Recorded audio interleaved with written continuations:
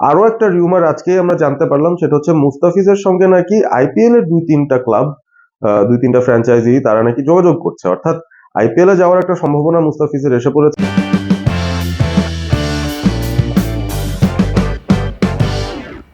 বাংলাদেশের সবচাইতে পুরনো ঘরোয়া টুর্নামেন্ট যদি বলা হয় তাহলে ঢাকা প্রিমিয়ার ডিভিশন ক্রিকেট লিগের কথাই সবাই বলবেন। ঢাকা প্রিমিয়ার লিগে যে ঐতিহ্য রয়েছে, যে সম্মানটা রয়েছে, যে মর্যাদাটা রয়েছে, ক্রিকেটাররা কিন্তু মূলত এখান থেকেই বেড়ে উঠেছিলেন। এবং ঢাকার যে ক্লাব কালচারের ঐতিহ্য, ঢাকার ক্লাব কালচারের যেই ইম্প্যাক্ট বাংলাদেশের ক্রিকেটে, সেটা কিন্তু একেবারেই স্বীকার করার বাইরে যাওয়া যায় না। সুতরাং বিপিএল যখন শুরু হয় আলাদা একটা আমেজ, আলাদা একটা উৎসব শুরু হয়ে যায়। বাংলাদেশের ডোমেস্টিক ক্রিকেটের মধ্যে সবচেয়ে ইম্পর্টেন্ট ওডিআই টুর্নামেন্ট এটা, এবং এই টুর্নামেন্টের দিকেই ক্রিকেটাররা তাকিয়ে থাকেন। রোজার মধ্যে টুর্নামেন্টটা পড়ছে যদিও, তারপরও এই টুর্নামেন্টটা নিয়ে আলাদা একটা উত্তেজনা বিরাজ ডেফিনেটলি করছে। আমরা ইতিমধ্যে জেনে গেছি 12টা দল তারা এই টুর্নামেন্টটায় খেলবে, এবং বাংলাদেশের ন্যাশনাল টিমের ক্রিকেটাররা কে কোন ক্লাবে গেছেন, কে কোন ক্লাবের হয়ে খেলছেন, কে কি অবস্থায় আছেন, সেটাও কিন্তু একটা বড় ব্যাপার। এবং মাত্রই বাংলাদেশ ন্যাশনাল টিম পাকিস্তান থেকে ফিরে এসেছে চ্যাম্পিয়ন্স ট্রফি ক্যাম্পেইন শেষ করে, তো সেই খেলোয়াড়রা ইমিডিয়েটলি মার্চের 3 তারিখ থেকে শুরু হওয়া ম্যাচগুলোতে কি থাকতে পারবেন কিনা সেটাও একটা বড় প্রশ্ন।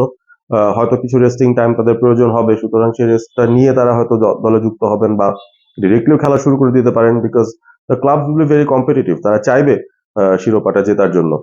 তো এইখানে কিছু খেলোয়াড়রা রয়েছেন আসলে যারা খানিকটা পাত্রদ্বীপের বাইরেই রয়েছেন এক প্রকার, কারণ এখনো পর্যন্ত নাকি তারা দল পাননি। তো কি কি সিচুয়েশন হয়েছে যার কারণে তারা দল পাননি, সেই বিষয়গুলো নিয়ে আলোচনা করা যেতে পারে। প্রথমে যার নাম বলছি তিনি হচ্ছেন লিটন কুমার দাস। সামাজিক যোগাযোগ মাধ্যমে দেখতে পাচ্ছিলাম ইভেন দুদিন আগেও তিনি নেপালে তিনি পরিবার পরিজন সহ গিয়েছেন, সেখানে আহ, আহ, তিনি ঘুরছেন, তার একটা ছবি তিনি দিয়েছেন।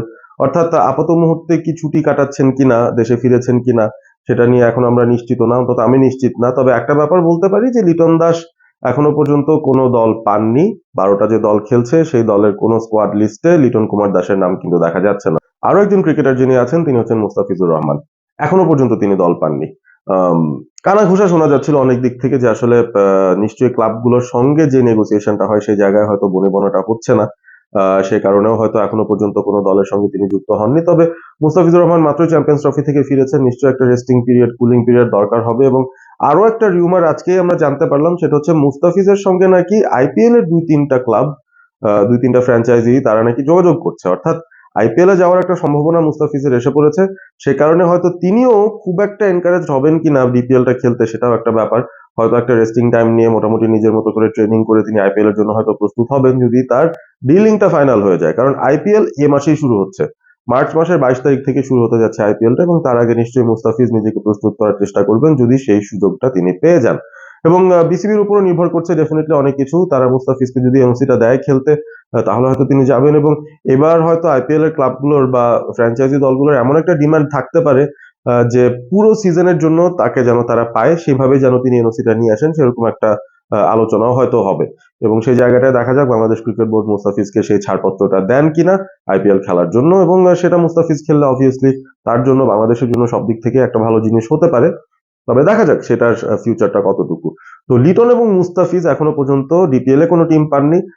মোদ্দা কথা আমরা যারা রয়েছি ক্রিকেট, যারা যারা আসলে ফলো করছি, যারা বাংলাদেশের ক্রিকেটের সঙ্গে সংশ্লিষ্ট রয়েছি, আমাদের মধ্যে যেই উত্তেজনাটা কাজ করে সেটা হচ্ছে আমাদের ন্যাশনাল টিমের পাইপলাইনে যারা আছেন, যারা এই মুহূর্তে ন্যাশনাল টিমের ভেতরের খেলোয়াড়রা আছেন, সবাই যেন খেলার মধ্যে অন্তত থাকেন, এবং সুস্থ থাকলে, ফিট থাকলে ডেফিনেটলি ডিপিএল খেলাটাও একটা বিশাল বড় একটা ম্যাটার। সেই জায়গাটায় লিটন এবং মুস্তাফিজ এখনো পর্যন্ত কোনো দল পাননি বা তারা খেলবেন কিনা সেই বিষয়টা নিয়ে কিন্তু একটা অনিশ্চয়তা রয়ে গেছে। তো দেখা যাক শেষ পর্যন্ত দল পেয়ে যান কিনা তারা, এবং পেলেও কোন দল পান, কোন দলের হয়ে খেলেন সেটা দেখার বিষয়। Ah will see in the future. রয়েছেন অল স্পোর্ট এবিপির সঙ্গে। Stay awesome, stay all sport with all sport ABP.